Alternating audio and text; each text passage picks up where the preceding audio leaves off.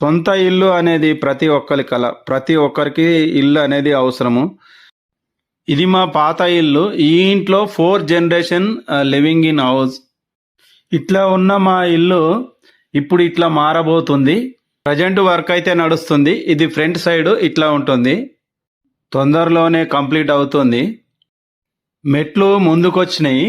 ఇది hall main door. ఈ main door నుంచి లోపలికి వస్తే రైట్ సైడ్లో ఇది ఒక బెడ్రూము. అట్లా కొంచెం ముందుకు వస్తే రైట్ సైడ్ ఒక bedroom, left side kitchen.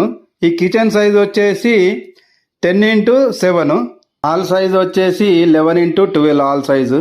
Exact main డోర్కి ఆపోజిట్లో బెడ్రూమ్ ఇది. ఈ బెడ్రూము లోపల సైజ్ వచ్చేసి 11x10 ఈ బెడ్రూమ్ సైజు.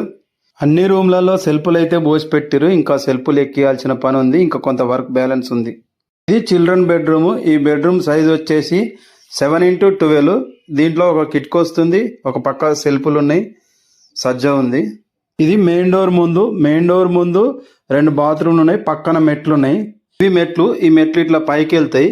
ఈ మెట్ల కింద ల్యాండింగ్ వచ్చేసి 8 ఫీట్ పొడవుతోని 3 ఫీట్ల వెడల్పుతోని ఉంది.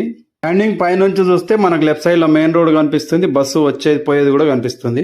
ల్యాండింగ్ పై నుంచి టెర్రస్ పైకి వెళ్ళడానికి మెట్లు. ఈ మెట్ల పైకి వెళ్ళి ఎక్కిన తర్వాత మనకు లెఫ్ట్ సైడ్ బాల్కనీ రేలింగ్ కనిపిస్తుంది. ఇది ఒక 8 ఫీట్ ఉంటుంది ఈ బాల్కనీ రేలింగ్. సొంత ఇంటి కళ నెరవేరబోతుంది.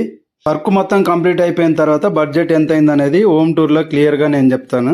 ఇప్పటి వరకు మన ఛానల్ ను సబ్స్క్రైబ్ చేయకుండా చూస్తున్న వాళ్ళు సబ్స్క్రైబ్ చేయండి, లైక్ చేయండి, షేర్ చేయండి.